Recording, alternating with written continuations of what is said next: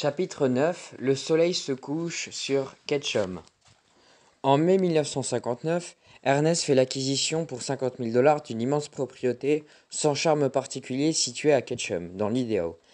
À proximité de la station de ski de Sun Valley, la vue sur les Sawtooth Mountains et la Big Wood River a beau être magnifique, le gibier abondant et les rivières poissonneuses, rien ne peut remplacer pour lui la finca, ni les petits matins sur le Gulf Stream, ni l'ambiance du Floridita, ni tous ses souvenirs accumulés pendant des années.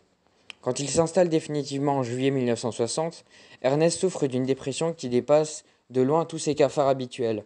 Profondément d'avoir dû quitter Cuba pour de bon, affaibli par son état de santé, Hemingway a aussi de plus en plus de mal à travailler. La rédaction de L'été dangereux pour le magazine Life l'a épuisé et il tient au final à ses souvenirs sur Paris, dont il affirmait pourtant déjà quelques semaines auparavant à son leader qu'il était corrigé et donc en forme.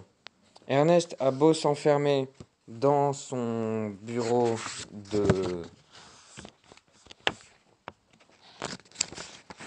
7h du matin à 1h de l'après-midi, les idées les plus simples ne lui viennent plus. Il ne trouve plus les mots et se plaint même parfois en larmes à Georges Stavier, son ami et médecin, de ne plus pouvoir écrire. Malgré les tentatives de son épouse de lui redonner le goût de vivre, il ne manifeste plus guère de curiosité ni d'énergie. Lui, tellement ouvert, exubérant et irrationnel, est devenu renfermé, apathique et irrationnel, se plaint Marie Auchner. De fait, Ernest refuse progressivement de voir ses amis, chasse de moins en moins. L'après-midi, après avoir travaillé, passe des heures entières en silence dans la moindre expression à regarder le paysage de la fenêtre de sa maison. En plus de son travail et de sa santé, Ernest se préoccupe aussi de la manière obsessionnelle de sa supposée pauvreté et manifeste une paranoïa de plus en plus préoccupante. Persuadé d'être suivi par le fisc et le FBI, il refuse les conversations privées au téléphone, dans la maison, dans sa voiture, voire au restaurant, de crainte d'avoir été mis sur écoute. Les feds sont partout, plus ou moins, ou du moins le croit-il, et bientôt, même les membres les plus proches de son entourage sont soupçonnés de faire partie d'un complot visant à le faire arrêter. Le 30 novembre 1960, Harry, un fusil de chasse à la main et le regard absent, Ernest est admis à la clinique Mayo dans le Minnesota sous le nom de George Sell, sous le prétexte de réaliser une série d'examens pour vérifier son problème de tension. Ernest est en fait confié au service psychiatrique pour lui administrer pendant plusieurs semaines un traitement à la base d'électrochocs. 2 mois qu'il passe à la clinique sont pour lui un cauchemar. Ernest est surveillé nuit et jour, son régime réduit au strict minimum. Du moins jusqu'à que la presse n'apprenne son internement et relaie l'information dans tout le pays. Dès lors, Ernest reçoit une correspondante abondante de même des messages du nouveau président des États-Unis, John Fitzgerald Kennedy, l'invitant à lui et sa femme à venir assister à la cérémonie d'investiture. Courant janvier, ses médecins, notant une amélioration dans son état, autorisent son retour sur Ketchum. Comme Marie, il espère que le fait de se remettre au travail donnera à Ernest un regain d'énergie. Fin janvier 1961, Ernest retrouve donc un environnement familier et tente de se remettre à l'écriture, de ce qui n'est pas encore Paris est une fête.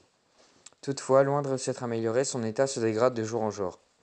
Il ne sort plus, ne reçoit plus d'amis, son obsession pour le FBI ne cesse de croître, sa correspondance devient de plus en plus intelligible, sa diction douteuse et sa mémoire abîmée par les électrochocs lui fait de plus en plus fréquemment défaut, ce qui ajoute à ses difficultés dans la rédaction de ses souvenirs parisiens.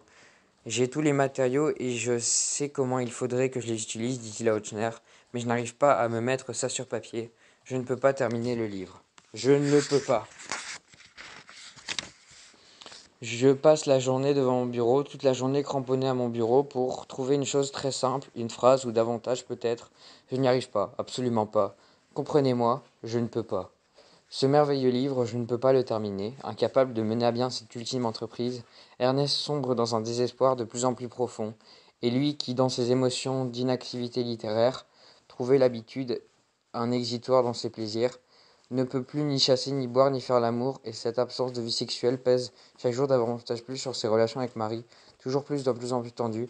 Malgré tous ses efforts, celle-ci qui doit quotidiennement subir l'aigreur et les insultes d'Ernest qu'il se désole à part lui de cette situation, sans pourtant trouver d'issue. Marie est merveilleuse, confie-t-il à Ochner. Aujourd'hui comme toujours, elle a été tellement brave et bonne.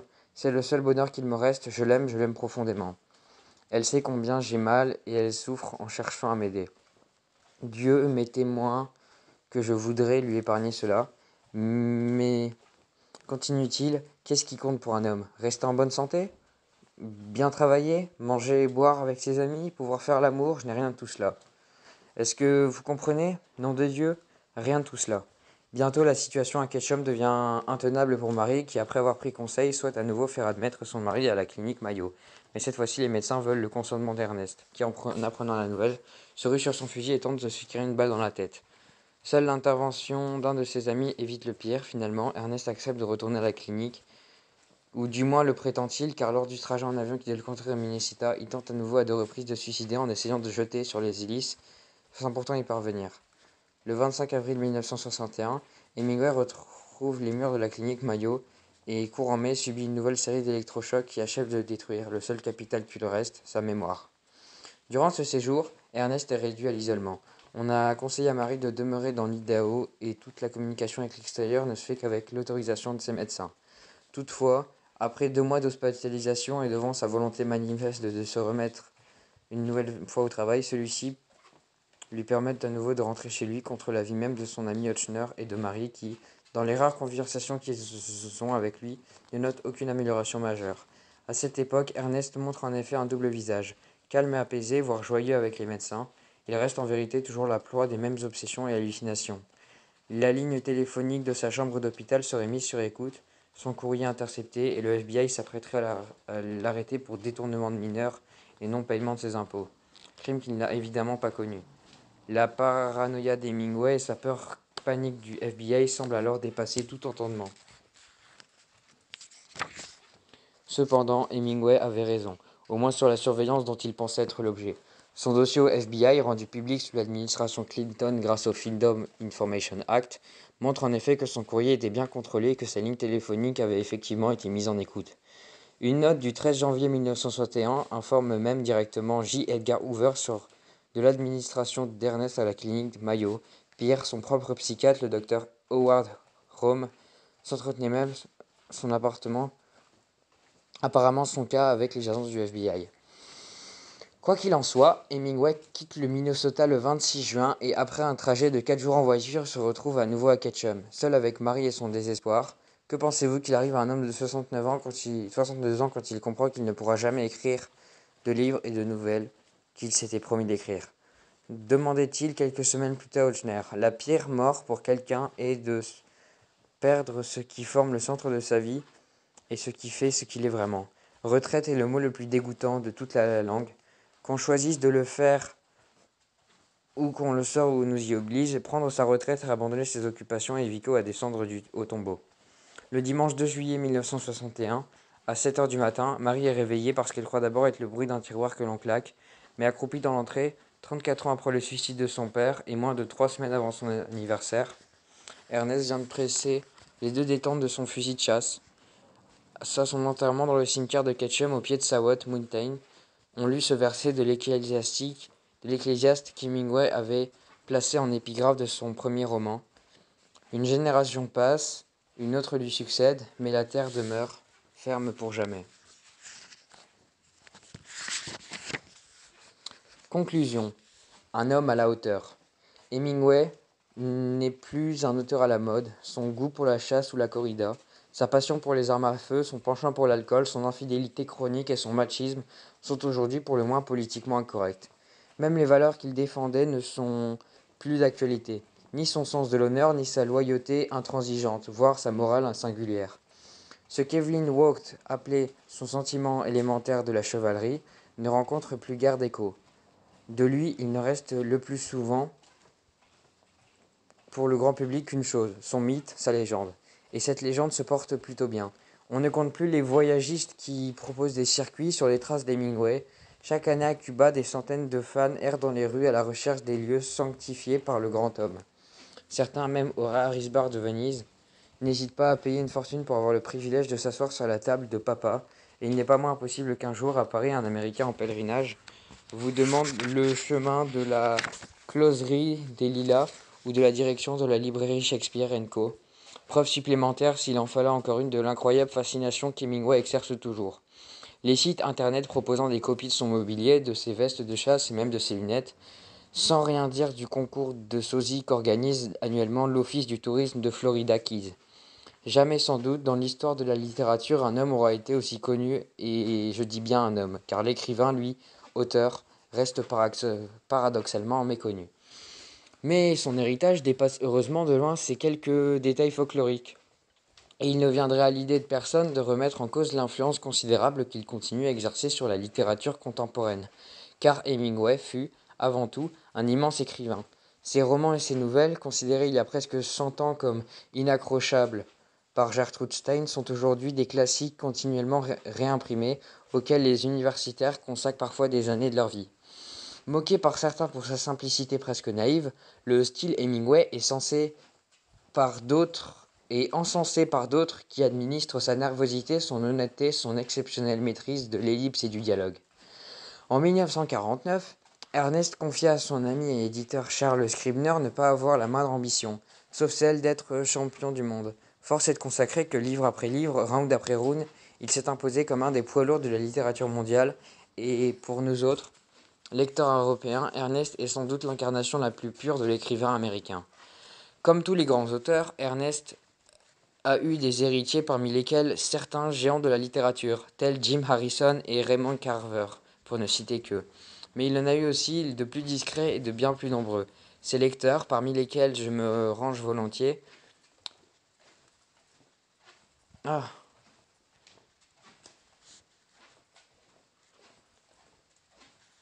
des héritiers. Du coup, des héritiers, genre les lecteurs et tout ça, les gens connus et tout. Il me faut aujourd'hui reconnaître que je lui dois bien plus que je n'aurais pu l'imaginer. Avec James Fenimore Cooper, Robert Louis Stevenson et Jack London, il fut l'un des premiers auteurs à me donner des goûts pour les livres. Plus tard, comme d'autres, il me donna aussi l'envie d'écrire et je lui serai, je crois, éternellement reconnaissant. Avec lui, d'une certaine manière, j'ai aussi appris à vivre, sans vouloir l'imiter. Ernest me sert parfois de modèle ou plutôt de référence. Si je n'aurai jamais sa capacité de résistance à l'alcool ni sa force physique, j'entends de temps à autre sa voix, en voyage, me conseiller de regarder et d'écouter avant tout. Dans une histoire, c'est peut-être avec ses yeux que j'arrive à reconnaître la phrase vraie et à apprécier la pudeur dans l'expression des sentiments. Et avec ses yeux aussi que je regarde certains tableaux, ne cherchant plus qu'une quelconque connaissance, mais l'émotion pure. Hemingway n'est pas, comme contre toute attente, un écrivain facile. Il faut du temps pour apprendre de l'apprécier, pour dépasser l'épaisseur du mythe qui l'entoure. À force de lire et presque de l'entendre, j'ai appris à reconnaître derrière le personnage public l'écrivain discret, l'ami loyal et fidèle, l'homme sensible et pudique, même si le personnage d'Ernest me plaît encore de temps à autre, avec ses excès, ses faiblesses, son énergie et son urgence à vivre, je m'étonne de voir combien l'image que j'ai maintenant de lui a changé, et je ne vois plus aujourd'hui qu'avec difficulté l'aventurier qui me plaisait tant. Reste l'homme d'honneur, le travailleur, l'écrivain et à l'élégance inimitable, celui qui a tout sacrifié pour vivre et pour écrire, pour être un homme à la hauteur. Il y a certaines choses qu'on ne peut pas apprendre rapidement, écriva-t-il en 1932 dans Mort dans l'après-midi, et pour les acquérir, il nous faut payer lourdement notre temps, qui est tout ce que nous possédons. Ce sont les choses les plus simples, et comme il faut toute vie humaine pour les connaître, la petite connaissance nouvelle de chaque homme tire dans sa vie lui est très coûteuse, et c'est le seul héritage qu'il ait à laisser. Beaucoup de ses amis et même certains écrivains inconnus l'ont appelé papa. C'est un terme que je n'ai pas voulu employer ici pour éviter toute fausse familiarité et pourtant, en mettant un point final à ce livre, j'ai pris conscience qu'Ernest Hemingway allait me manquer, à quel point sa voix m'était devenue familière justement, presque paternelle. Cette voix, avec son rythme, son grain, son timbre particulier, d'un an que je l'ai entendu. Oh. Particulier, je l'ai aimé tous les jours, ou presque, pendant près d'un an que je l'ai entendu. Pour moi, Ernest vient tout juste de mourir, et aussi étonnant que cela puisse paraître, sa mort a créé un grand vide. Après tout, nous passions nos journées ensemble. Bon, fin du bouquin. Il y a plein de notes, et j'ai arrêté les trucs après le chapitre 2. Ensuite, sur les traces d'Hemingway. Chronologie, quelques dates. Naissance à Oak Park, Illinois. 1899, 21 juillet. 1909, premier fusil de chasse pour son 10e anniversaire, se passionne pour la vie en plein air. 1916, février. Publication de son premier conte, Le Jugement de Manitou, dans Taboola, la revue littéraire de la High School d'Oak Park. Octobre 1917, entrée au Kansas City Star en tant que pigiste de Faits divers. 1918. Blessure à Fossalta di Piave. Ambulancier à la Croix-Rouge, Ernest est le premier Américain blessé sur le front italien. Hospitalisé à Milan, il rencontre Agnes von Kuwarski, une jeune infirmière qui inspira le personnage de Catherine Barclay dans L'Adieu aux armes. 3 septembre 1921. Épouse Adlai Richardson. Ernest divorcera d'Adlai en 1927 pour épouser alors Pauline Pfeiffer, puis Martha Gellhorn en 1940 et enfin Mary Welsh en 1946. Décembre 1921. Arrivé à Paris. Ernest y vivra jusqu'en 1928. D'abord correspondant du Toronto Star, il abandonne le journalisme en 1924 pour se consacrer à la littérature.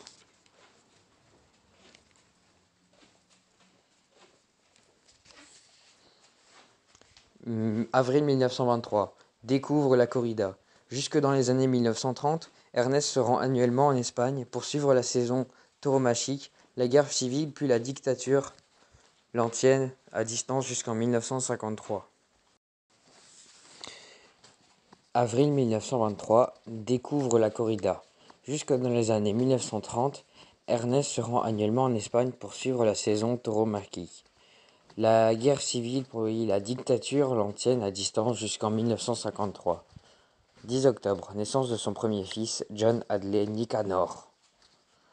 1926, 22 octobre, parution de Le Soleil se lève aussi, son premier roman, adapté au cinéma en 1957 et en 1984. 1928, découverte de Key West. Ernest y vit jusqu'en 1939, cette période de sa vie est la plus productive de sa carrière. 6 décembre, sursis de son père, le docteur Clarence Hemingway. 27 septembre 1929, parution de L'Adieu aux armes, publié en français en 1948. 23 septembre 1932, parution de Mort dans l'après-midi. Décembre 1933, premier safari africain. Ernest tue son premier lion et se lie d'amitié avec Philippe Parcival. Ce safari lui inspirera les vertes collines d'Afrique et les neiges du Kilimandjaro. 1935, l'été passé à Bimini, aux Bahamas. Il découvre une toute nouvelle espèce de poisson baptisée en son honneur Neomarynth hemingwani. Trop swag. 1936, correspondant pendant la guerre civile espagnole. Jusqu'en novembre 1938, Ernest y effectue plusieurs séjours pour découvrir la guerre aux côtés des républicains. Ces événements lui inspireront pour Qui sonne le glas, paru en octobre 1940. 1939. Achète la finca à San Francisco de Paula, Cuba. 1941. Correspondant en Asie pour découvrir le conflit sino-japonais. Ernest visite Hong Kong, Rangoon et Singapour et déjeune avec Chiang Kai-shek. 1942. Fondation de la Crook Factory. Organisation officieuse de contre-espionnage, la Crook Factory a pour mission de repérer les agents dormants allemands à Cuba ainsi que les caches de nourriture de sous-marins en patrouille. 1944. Correspondant de guerre à Londres pour Colliers. 25 août 1944, connaît la libération de Paris. Arrivé dans la capitale française, Ernest s'installe au Ritz. 4 mai 1953. Prix Pulitzer pour Le vieil homme et la mer. Paru en septembre 1952, Le vieil homme et la mer se vend à plus de 5 millions d'exemplaires dès les premières semaines. L'immense succès, ce roman signe le retour d'Hemingway dont les prédécesseurs ouvrages ont été boudés par la critique. Janvier 1954. Second safari africain. Ernest vit à 2 accidents d'avion qui altèrent sa santé déjà affaiblie par une consommation excessive d'alcool. 25 octobre. Prix Nobel de littérature. Novembre. Admission à la clinique Mayo à la Rochester dans le Minnesota. Manifestant des pulsions suicidaires, Ernest est interné sous un faux nom et subit une série d'électrochocs. Il y séjourne à nouveau en avril 61. Juillet 1960. Quitte définitivement Cuba. Devant l'évolution du régime castrique et malgré les sympathies pour le pouvoir en place, Ernest doit quitter définitivement l'île où il s'installe à Ketchum dans l'Idaho. 2 juillet 1961. Mort à Ketchum. Au petit matin, Ernest se suicide avec son fusil de chasse. Ernest Hemingway, Vivre, écrire, tout est là. Référence pour aller plus loin. Œuvre romanesque complet. Gallimard, La Pléiade, 1966. Articulé autour des grands romans d'Hemingway, L'adieu aux armes, Pour qui sonne le glas, Le vieil homme de la mer, cette édition de Roger Asselineau propose aussi de nombreux textes écrits, parmi lesquels écrits de poètes, certains nombres de poèmes ainsi que son discours de réception du prix Nobel. Forcément bien documenté, prépare de l'éditeur particulièrement éclairante. Nouvelle complète. L'intégralité des 78 histoires publiées, regroupées en 6 grandes périodes, un ouvrage essentiel pour comprendre sa démarche et ses recherches stylistiques orientées autour de l'idéal de concision formé dès ses premières années parisiennes. Ce qu'il faut, c'est écrire une seule phrase vraie, à ne pas manquer, les formidables neiges du Kilimandjaro, l'heure triomphale de Francis Macambert, ainsi que la courte mais sublime colline comme des éléphants blancs. Un choix de 81 lettres à ses amis écrivains, à ses éditeurs et à sa famille, édition établie par Antoine Jaconnet. Ernest Hemingway, lettres choisies. Amis, famille, écrivains, éditeurs, grands de ce monde ou les inconnus.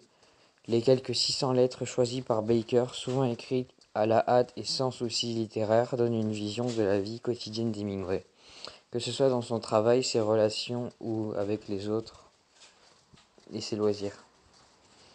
Papa Hemingway. Ami d'Hemingway, Ochsner livre une biographie émouvante.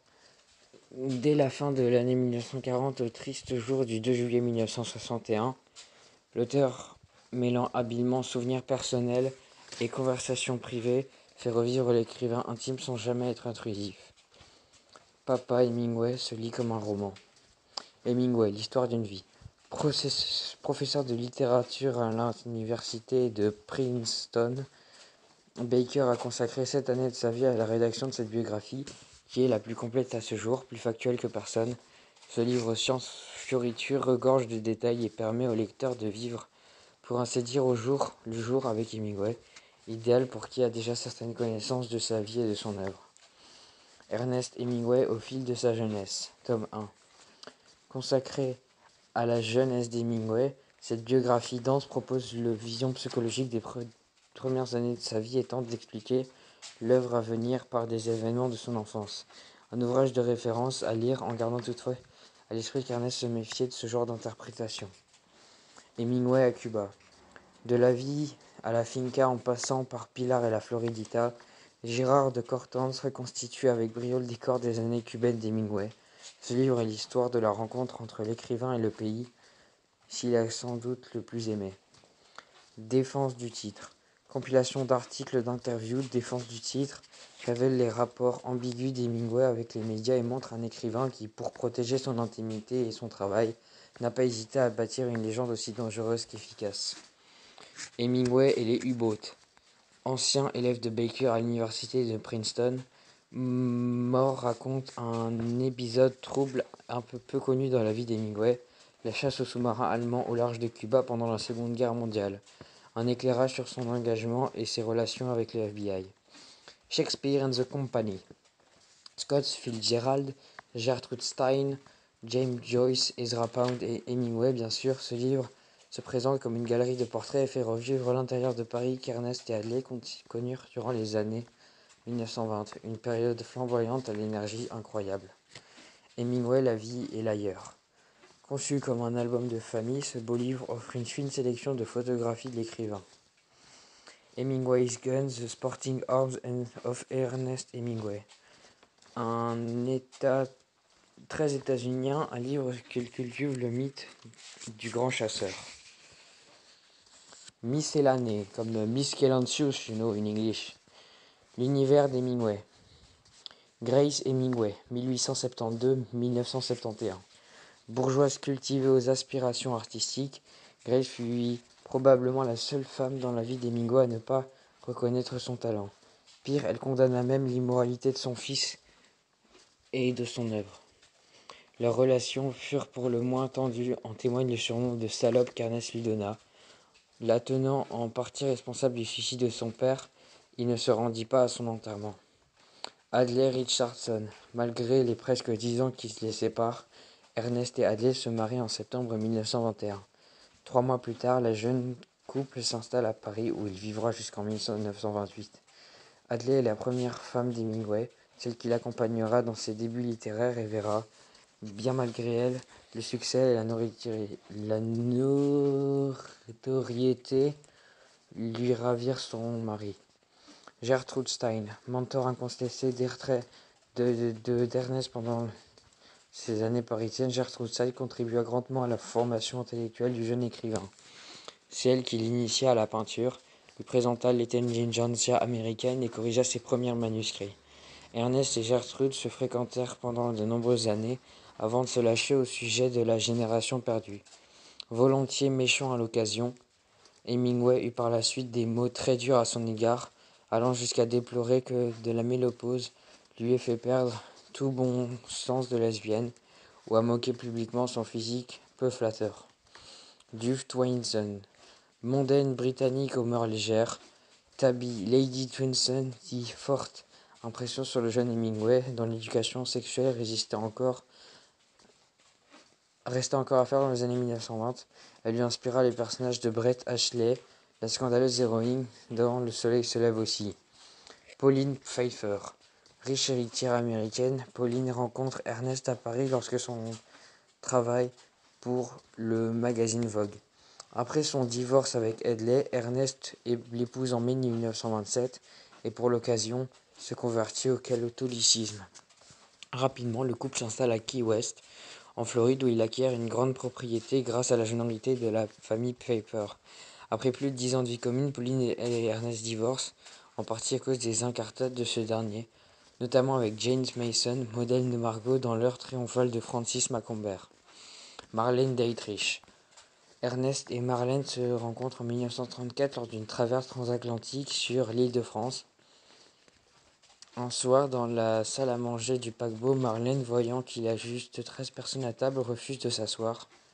Ernest, qui voyage en seconde classe mais profite de la générosité d'un ami, se propose d'être le 14e. C'est ainsi qu'ils font connaissance, contrairement aux rumeurs. Jamais pendant les 27 ans qu'elle durera, leur relation ne dépassera le cadre d'une sincère et profonde amitié. Martha Gellhorn. Journaliste et écrivain, Martha est la seule des femmes d'Hemingway à ne pas avoir été impressionnée par la stature de son mari. Ensemble, ils seront correspondants de guerre en Espagne, où ils commencent à entretenir des liaisons, puis en Extrême-Orient en 1941.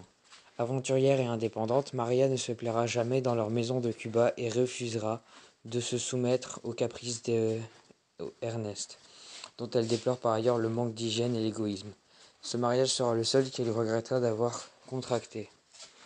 Adriana Ivancic, jeune aristocrate vénitienne, Adriana permit à Ernest de se remettre de son travail à la fin des années 1940 et de servir de modèle à la Renata d'Au-delà du fleuve et sous les arbres. Le grand roman vénitien d'Hemingway, c'est aussi elle qui réalisa la première illustration de couverture du vieil homme et la mer, qu'Ernest écrivit à son intention. Après 2 mariages malheureux, Adriana se pendit à un arbre au nord de Rome en 1983. Mary Welsh, 4e et dernière femme d'Ernest, Mary rencontre celui-ci à Londres en 1944 et l'épouse. Moins de 2 ans plus tard, à Cheyenne, dans le Wyoming, Ernest apprécie chez elle, talentueuse et conciliante, sa joie de vivre, sa résistance à l'alcool et son habileté au tir. Malgré leurs nombreuses violentes disputes, les liens qui les unissent résisteront au temps et à la maladie. Lucrezia del Fede. En 1956, Hemingway propose à son ami Ochner d'aller admirer au Prado de Marie l'amour de sa vie, le portrait qu'Andrea del Sarto réalisa de son épouse vers 1513. Cette femme au teint clair et aux cheveux blancs vénitiens semblait littéralement subjuguer Ernest. On mesure l'influence que la peinture a eue dans sa vie lorsqu'on sait qu'il surnommait Marie, sa 4e épouse, son Rubens de poche. Les amis. F. Scott Fitzgerald, écrivain. Quand Hemingway rencontre Fitzgerald pour la première fois, celui-ci est déjà un auteur de renom, notamment depuis l'apparition de Gatsby le Magnifique. Sincère, l'amitié qui lie les deux hommes est cependant moins fondée sur une sympathie naturelle que sur une communauté de goût littéraire, ce qui n'empêche cependant pas une camaraderie qui rappelle parfois celle des pensionnats de garçons. Vexé par une remarque de sa femme, Zelda, Sur la taille de son sexe, Scott vient de se confier à Ernest, pour qui le rassurer le conduit aux toilettes les plus proches où les deux écrivains comparent leurs attributs.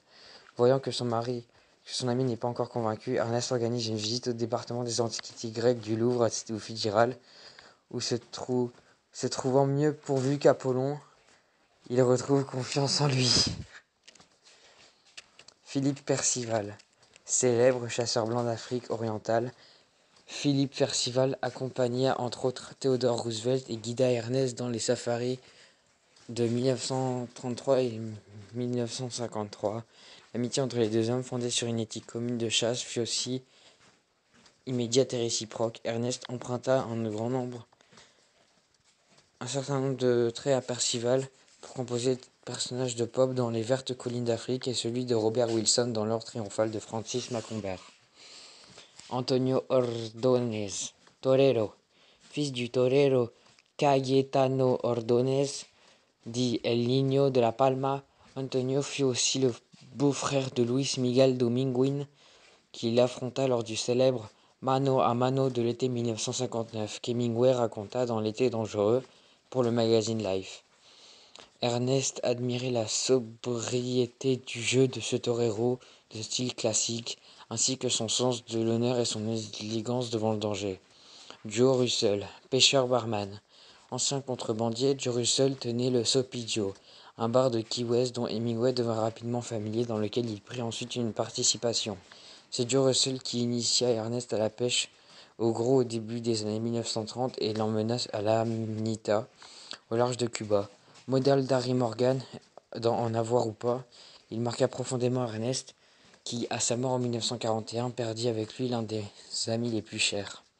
Charles T. Buck Lanham, général d'infanterie. Diplômé de West Point en 1924, Buck Lanham s'illustra de nombreuses reprises durant la Seconde Guerre mondiale, notamment pendant l'offensive de Normandie ou encore la bataille de la forêt d'Hurten. Modèle du colonel Cantwell, l'amoureux de Renata au-delà du fleuve et sous les arbres, Ernest le décrivit comme l'homme le plus brave et le plus grand stratège militaire qu'il ait jamais connu. Gary Cooper, acteur. Malgré le mépris qu'il témoignait avec une consultance exemplaire à l'égard de l'industrie du cinéma, Ernest trouva parmi les acteurs d'Hollywood certains de ses meilleurs amis, comme Marlène Dietrich et Ingrid Bergman. Mais c'est encore Gary Cooper, surnommé Coops, qui fut sans doute le plus proche de lui, à l'affiche de l'adieu aux armes et pour qui sonne le glas. Gary Cooper accompagnera régulièrement Hemingway à la chasse et lui rendit visite de nombreuses reprises dans ses différentes propriétés. Sa mort d'un cancer en mai 1961 affecta profondément Ernest, qui se suicida moins de 2 mois plus tard. Alors, les différents objets qu'il a eus. 3006 Springfield, acheté en 1930. Le Springfield était pour Ernest le fusil le plus magnifiquement fabriqué et fini et simple qu'il ait jamais vu. Il s'entraîna à le manier dans le Wyoming en chassant le grizzly avant de le prendre pour son safari africain en 1933. Le Springfield est aussi le fusil que le héros utilise dans L'Homme triomphal de Francis Macomber. Hemingway posséda tout au long de sa vie de nombreuses armes à feu, parmi lesquelles un Beretta S3, 2 Browning automatiques 5S, une paire de superposés Merkel, un Mannlicher, une mitraillette Thompson et une Winchester modèle 61. Kit Balzac, c'est le nom que Waldo Pierce donna au portrait qu'il fit d'Hemingway et qui trôna longtemps à la finca, représentant Ernest dans une pose qui rappelle celle du Balzac de Will Boulanger. Ce tableau faisait partie de la collection personnelle d'Ernest, qui comprenait de nombreuses toiles, dont quelques pièces d'importance. En plus de Kit Balzac, la finca abritait la ferme de Miro, un braque, pas moins de 5 André Masson et un Cli, Monument in the Arbeit, acheté en 1927 avec une partie des droits d'auteur de l'adieu aux armes. Fétiche et bibelot. Superstitieux, Ernest sortait rarement sans un porte-bonheur dans sa poche. Classique, patte de lapin, marron d'Inde ou simple caillou, n'importe quel objet faisait l'affaire. Les différents souvenirs de ce voyage accumulés dans son bureau semblaient, eux aussi, remplir une fonction similaire et obscure. Un sachet contenant des dents de carnivore, 2 réveilleurs d'usage, un stylo sans encre, des animaux en bois sculptés alignés en file indienne, zèbre, sanglier, rhinocéros et lion. Une girafe en perles, un ours mécanique, des brassards FFI, des animaux dans des bocaux remplis de formol, chauves-souris, grenouilles, lézards, sans parler de sa collection d'armes blanches ni de trophées de chasse accrochés au mur. Reconnaissant l'aspect fétichiste de ces objets, Ernest se refusa cependant toujours à en expliquer la provenance et le sens aux journalistes qui l'interrogeaient à ce sens. Casquette de golf. Adoptée dès les années 1930, cette casquette de toile de celluloïd à l'élégance incontestable fait partie intégrante du vestiaire personnel d'Ernest. Il la portait à toute occasion, que ce soit à la pêche ou pour écrire, et même dans son lit, comme l'attestent ceux qui lui rendirent visite dans sa chambre au Gritti à Venise.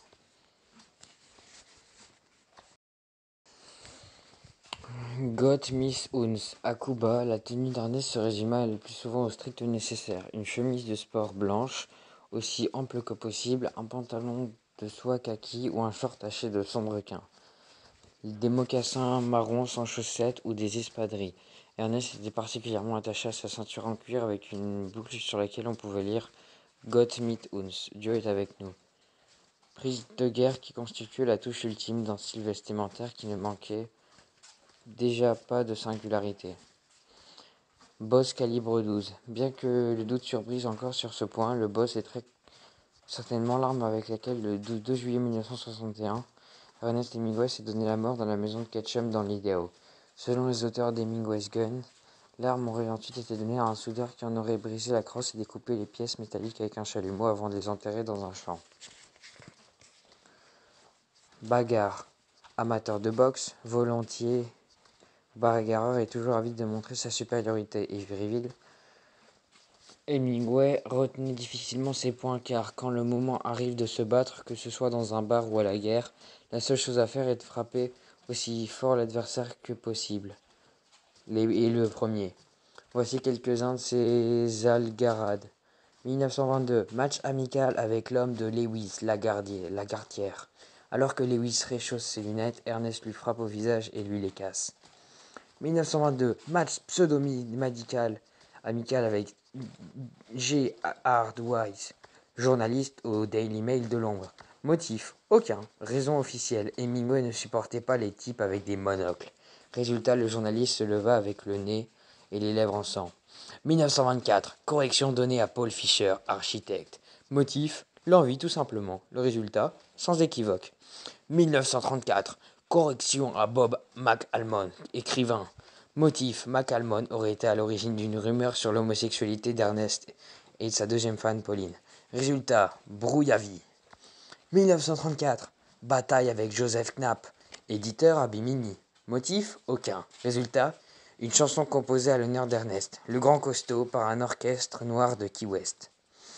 1936, match amical avec Wallace Stevens, poète. Motif, entraînement. Résultat, œil au beurre noir au visage tuméfié pour l'adversaire d'Ernest. 1937, règlement de compte avec Max Eastman, critique. Motif, insinuation douteuse sur les performances sexuelles et la pilosité d'Ernest.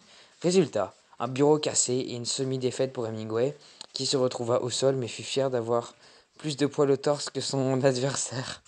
1945, duel au pistolet avec le chef mécanicien polonais d'un paquebot.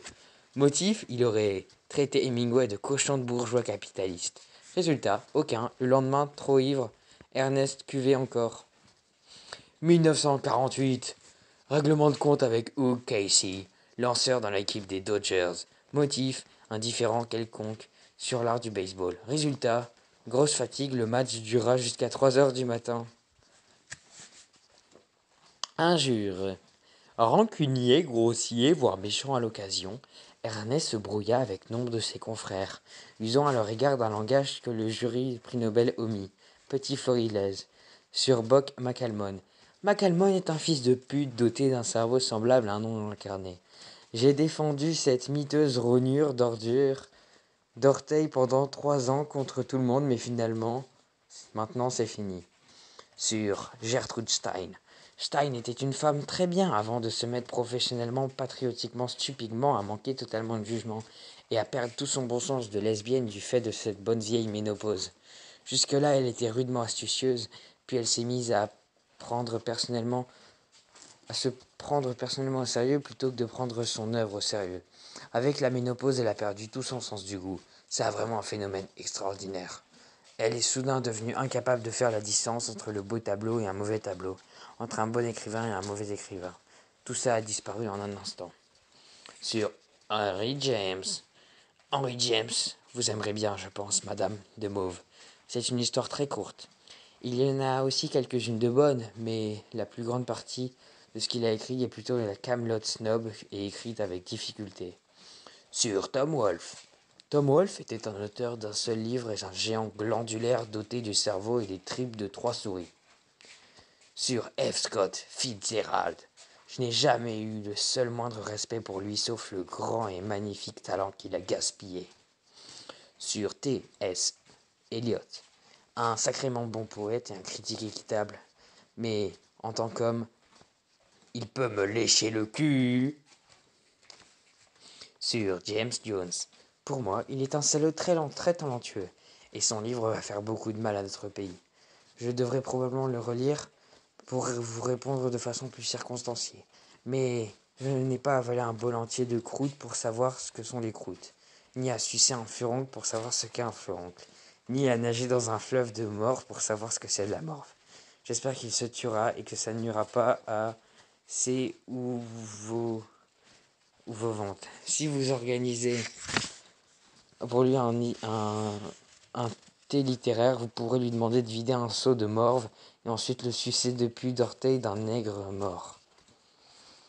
Ah, McCarthy, vous avez emmerdé un certain nombre de contribuables et à cette lettre et pour vous inviter à régler ça. Vous pouvez venir ici pour vous battre, gratis, sans la moindre publicité, avec un vieux type comme moi, et qui pense que vous êtes une ordure, sénateur, et qui serait heureux de vous dérouiller comme vous ne l'avez jamais été. Ça pourrait être salutaire pour vous, et ce serait certainement instructif. Les alcools. Death in the Afternoon. Ritz, Paris. Ingrédients. 1,5 centilitres d'absinthe, 12 centilitres de champagne. Préparation. Versez l'absinthe dans une flûte et ajoutez le champagne. Fermez, servez, frappez, puis selon le conseil d'Ernest, buvez-en 3 à 5, mais lentement. Histoire. Inventé dans les années 1930 à Paris par Hemingway, le Death in the Afternoon tire son nom de son livre consacré à la tauromachie. Considéré comme un cocktail décadent, c'est l'un des plus forts qui soit. Histoire. Ah non. Bloody Mary, Harrisburg, Paris. Ingrédients. 4 centilitres de vodka, 12 centilitres de jus de tomate, 0,5 centilitres de jus de citron, 0,5 centilitres de Worcestershire sauce, 2 gouttes de tabasco, sel de céleri, sel, poivre. Préparation. Agitez les ingrédients dans un verre à mélange avec quelques glaçons. Attention, le mélange doit se refroidir mais pas se diluer. Versez dans un verre, puis tumbler, puis ajoutez le verre de sel de céleri, le sel et le poivre à votre contenance. Décoré avec une tige de céleri. Histoire. Le nom d'Hemingway est parfois associé à Scofield car il craignait, paraît-il, les couleurs de sa quatrième femme, Marie, quand elle le voyait revenir saoul. Pour éviter l'odeur de l'alcool, Ernest aurait demandé à Bertha, le Batman du risque, de lui préparer un cocktail discret. Mais cette histoire n'est qu'une des nombreuses légendes accrochées à l'écrivain.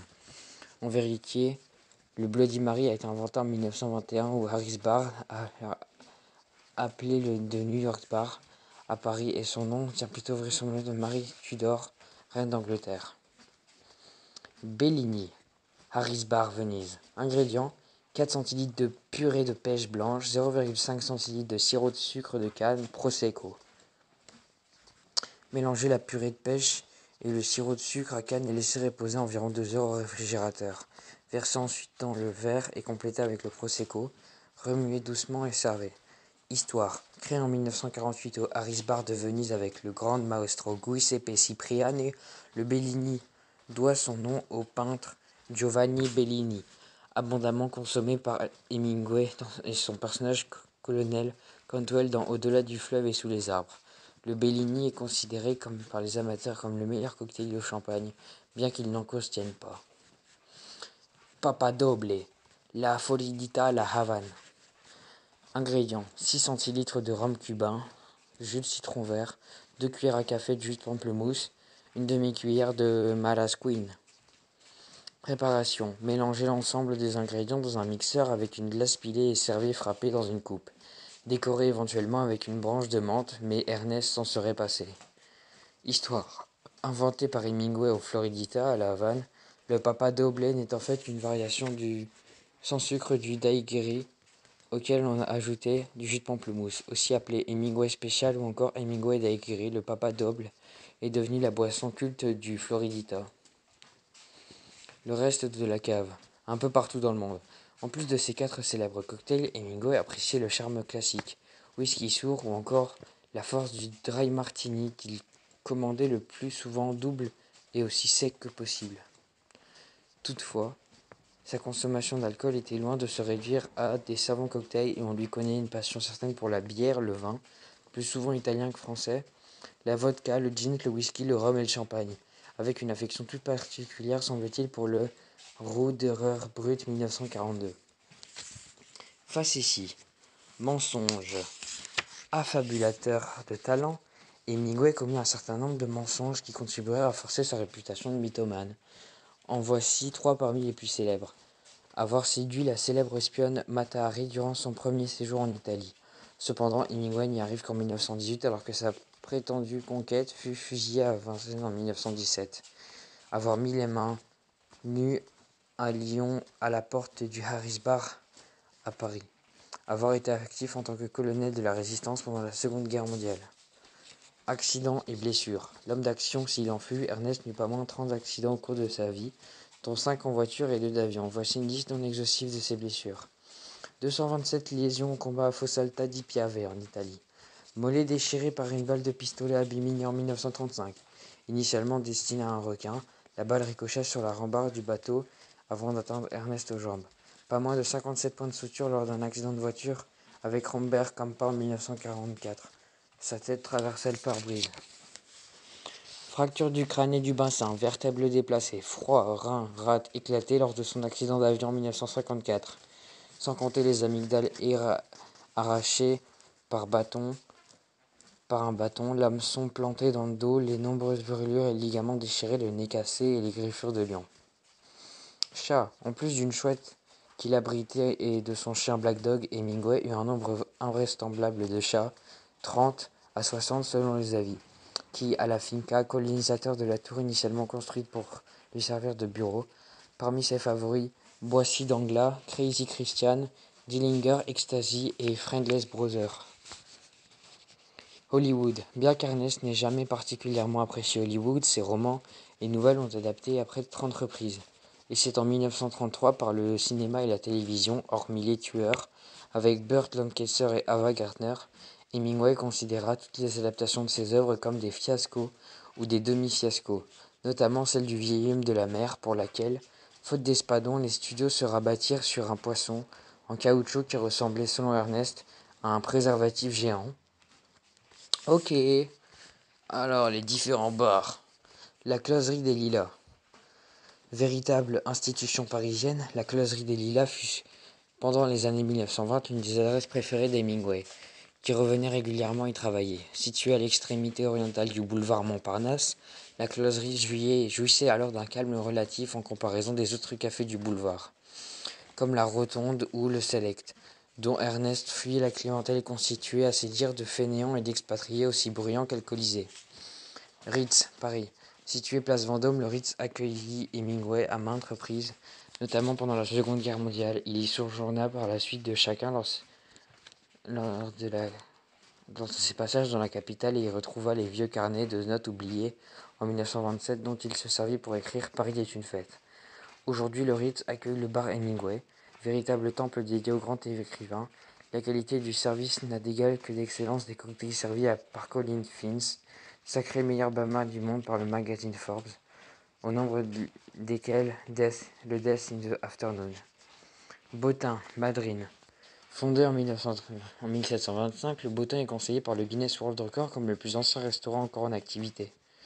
Hemingway s'y rendit souvent et y situa une scène de son premier roman, Le Soleil se lève aussi, où Bottin est décrit comme l'un des meilleurs restaurants du monde.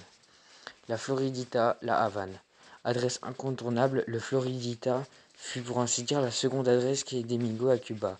Réputée pour son papa doble, la maison voue encore un véritable culte à l'auteur du vieil homme de la mer dont la statue en bronze trône à la place qu'il occupait actuellement au comptoir. Tombe. Ketchum. Oh non. Harris Bar, Venise. Rendu célèbre par la place que lui donne Hemingway dans Au-delà les fleuves et sous les arbres, le Harris Bar l'est tout autant son atmosphère inimitable que pour la qualité de ses cocktails, dont le fameux Bellini. Son propriétaire possédait par ailleurs la Locanda Cipriani, une charmante auberge sur l'île de Torcello, au nord de la lagune de Venise, où Hemingway séjourna à plusieurs reprises, notamment avec Mary Welsh pour écrire et chasser le gibier d'eau. Mémoire. Tombe. Ketchum, Idaho.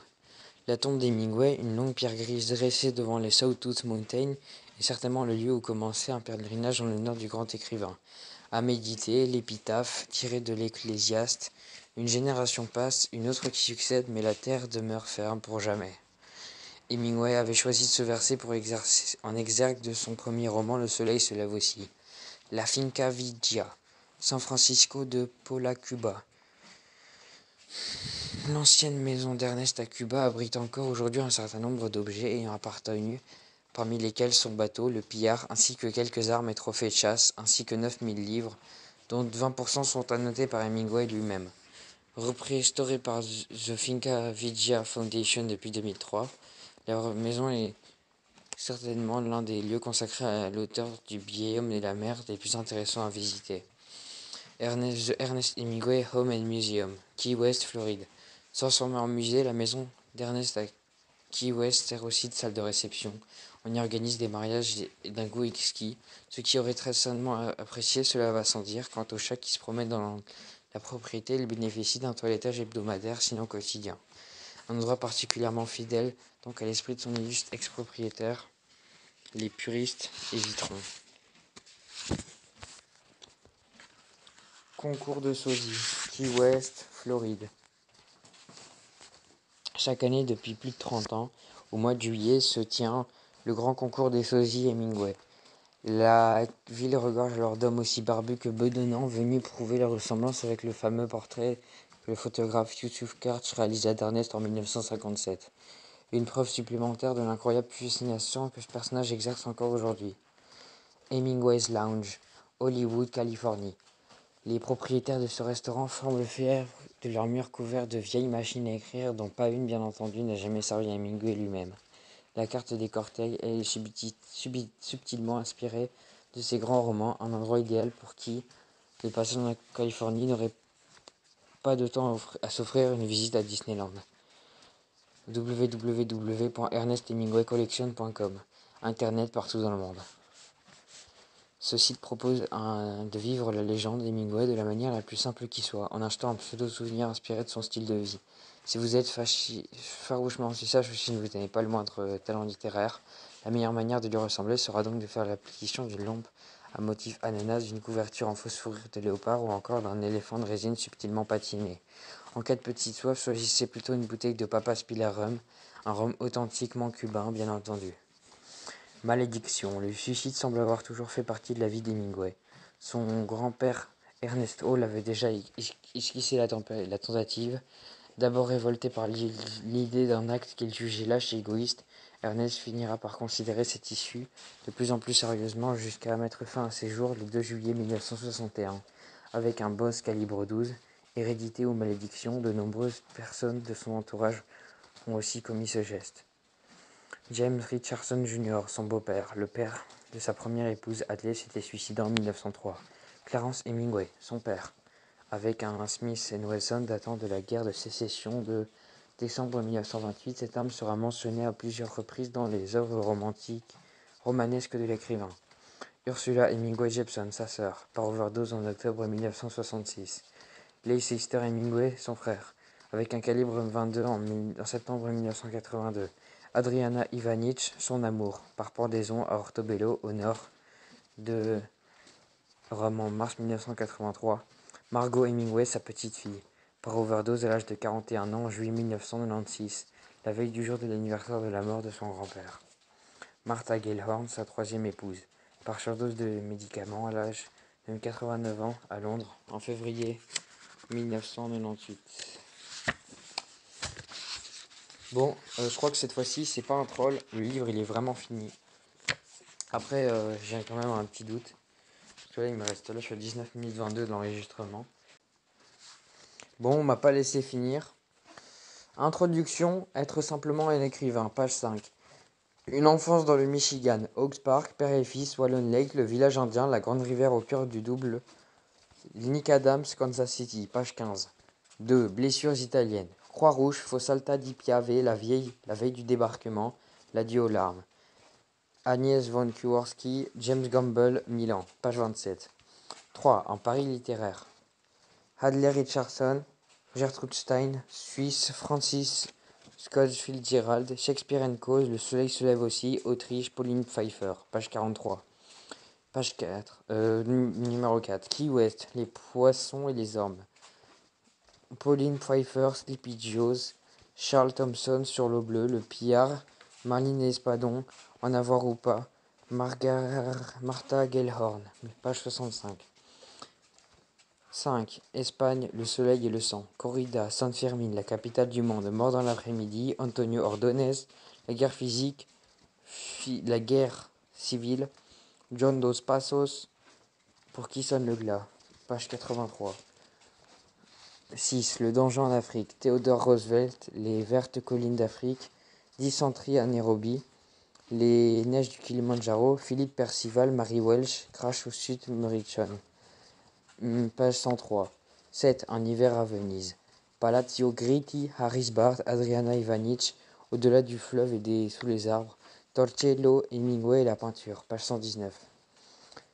8. Le vieil homme et Cuba. La Finca Virginia, El Floridita, The Crook Factory, Le vieil homme et la mer, Pulitzer, prix Nobel, Île à la dérive. Page 133. 9. Le soleil se couche sur Ketchum. Clinique Mayo, le FBI, Aaron et Ochner, Dépression, Boss calibre 12, Ecclésiaste, 1953. Conclusion, Un homme à la hauteur, page 161. Miscellanée, sur les traces d'Hemingway. Chronologie, référence, femme, ami, objet, bagarre, injure, alcool, facétie, bar, mémoire à malédiction, page 169.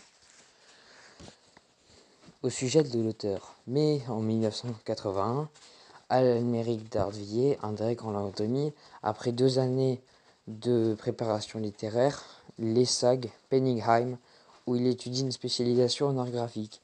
Il accomplit le premier voyage dès l'âge de 17 ans et son deuxième l'année suivante.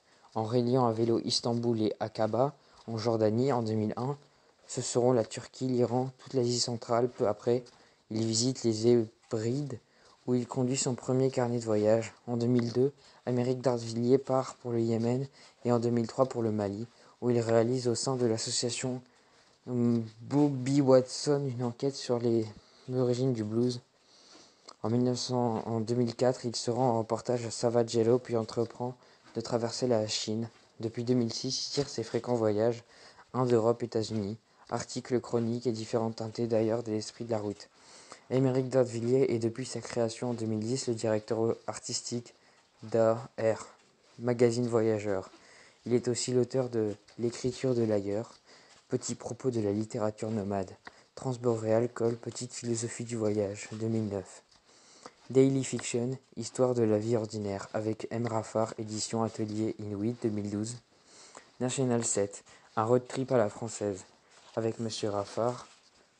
Un Transboréal, La clé des champs, 2008. Déjà paru. Collection Les compagnons de route. Ernest Hemingway, Vivre, écrire, tout est là, Émeric Dardvilliers. Blaise Sandars, Brésier d'étoiles filantes, Stéphane Georgis. Antoine de Saint-Exupéry, L'oasis à conquérir, Thomas Fraise. En préparation.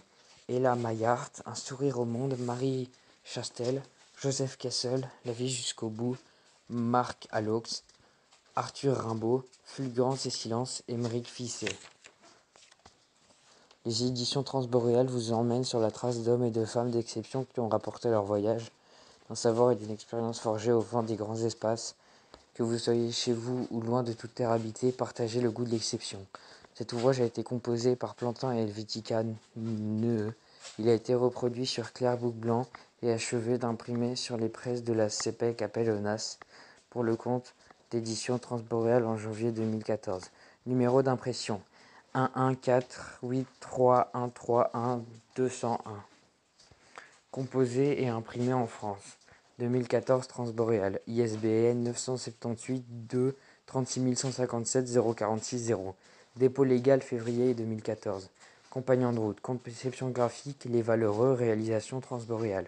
Couverture Hulton Dutch Collection Corbis. Transboréal 23 rue Berthollet, Paris 5e. Téléphone 01 55 43 00 37.